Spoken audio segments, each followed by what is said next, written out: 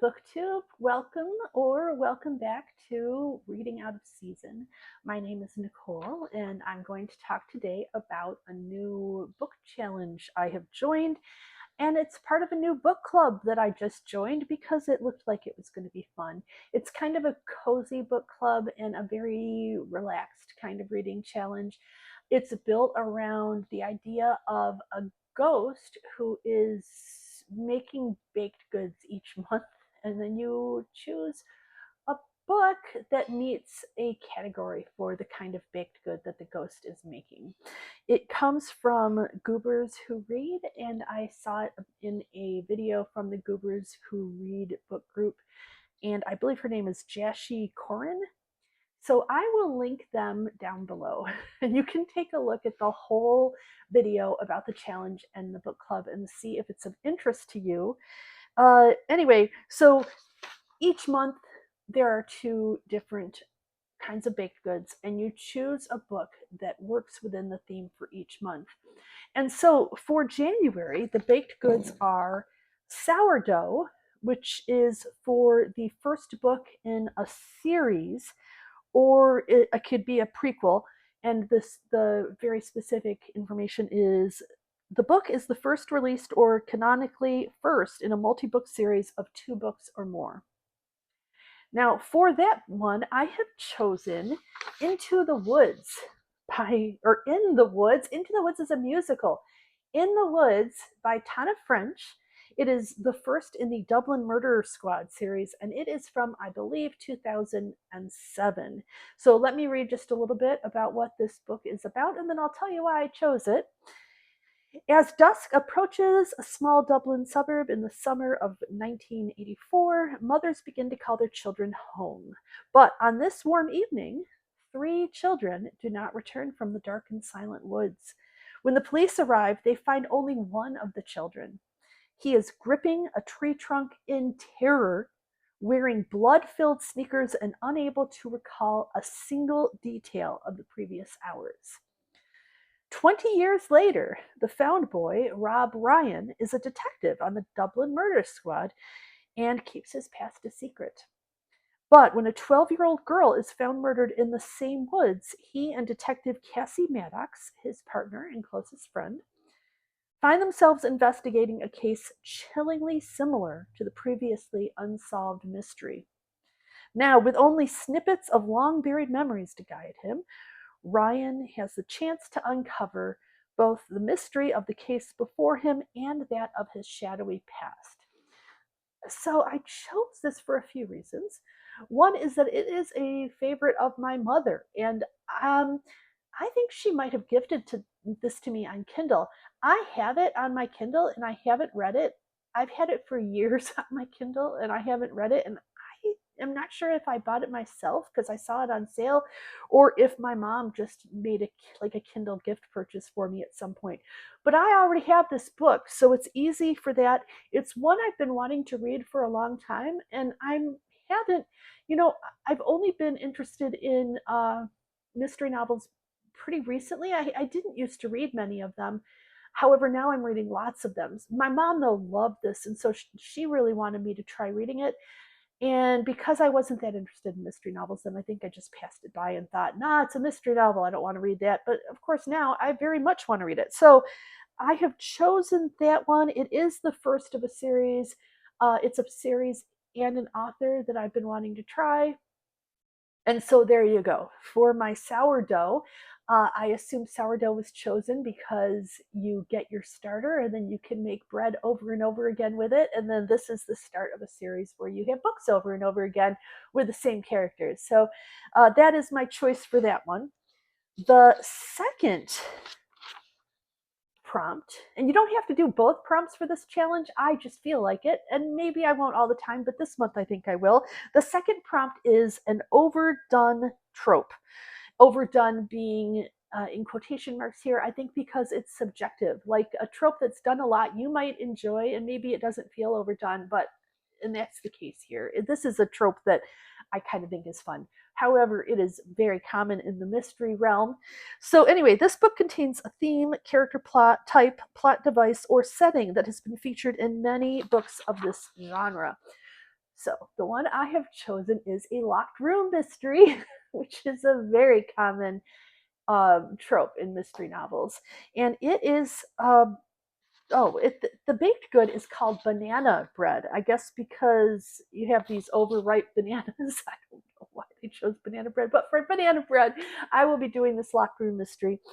It is called Seven Dead by J. Jefferson Farjian. I have read another book by him before. I kind of had mixed feelings about it, although it was a really good book. It wasn't, strictly speaking, a murder mystery, and that's really what I was in the mood for. So I think at a different time I would have probably really liked it. And when I read it before, I kind of liked it. Anyway, this is also one of the British Library crime classics. I'm a huge fan of that series. They publish books regularly, and they're all kind of forgotten or semi-forgotten old classic British novelists from that period of time where a lot of mysteries were written in the earlier part of the 20th century. And this one is from 1939.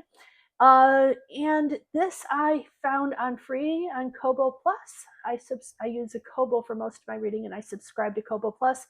I do keep my old Kindle around, mainly for Kindle Unlimited, and the main reason I keep Kindle Unlimited is because about half of the British Library crime classics are available on Kindle Unlimited, and until I've read them all, I think I'm just going to keep Kindle Unlimited because I'm reading enough books off of it to make it financially worthwhile, I think.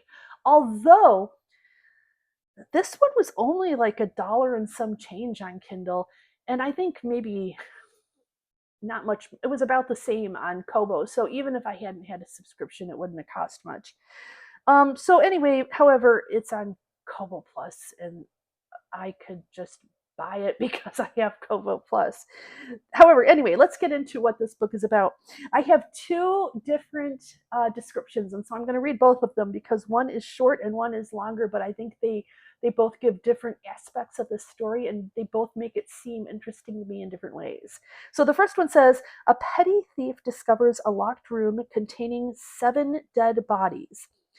Then there is a sentence that I'm afraid contains words that YouTube doesn't like. So I will just say that nobody knows if the harm was done by somebody else or if the harm was self-inflicted. Anyway, back to this. A no-nonsense detective and a lovelorn journalist have the task of finding out. So that sounded fun. It might be kind of fun characters involved too in the investigators. Then here's the other description I found. Ted Light, amateur thief, has chosen an isolated house by the coast for his first robbery. But Haven House is no ordinary country home. While hunting for silverware to steal, Ted stumbles upon a locked room containing 7 dead bodies. Detective Inspector Kendall takes on the case with the help of passing yachtsman Thomas Hazeldine. The search for the house's absent owners brings Hazeldine across the channel to Boulogne, where he finds more than one motive to stay and investigate. Well, that sounds like a very interesting book to me. I do like locked room mysteries, and the idea that there are 7 people in the locked room is especially strange and interesting. I'm very interested to find out what's happening. So I am not sure which of these I'm going to read first. However, I just finished a book last night, or actually at 1 o'clock this morning, because when you get close to finishing it, it's hard to set down. So one of these will be one I start here in just a little bit.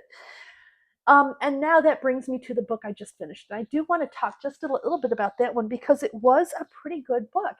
And it was not at all what I expected. It was not just a mystery novel. It was really also very much a literary novel. And it was a dark academia novel. And I think a lot more people would be interested in this book than realize. It is called Gaudy Night by Dorothy Sayers. It's a Lord Peter Wimsey novel. Now, her books are longer than a lot of classic mystery novels. They're more like 500 pages long, so they take longer to read. And they're also some of them, not all of them I've found, but some of them are very literary. And this one definitely is. It quotes a lot of classics, and it has philosophy discussed in it. So it is a more kind of an intense read that maybe takes a little bit longer to get through, but I think it's well worth it. The characters are really, really well thought out. In this one, Lord Peter Wimsey doesn't come through until partway into the book. It's told really from the perspective of Harriet Vane, who I just love. This is not the first book she's in. She's in, I think, 5 books, and I have not read the first book she's in, so that is definitely on my list to read as well.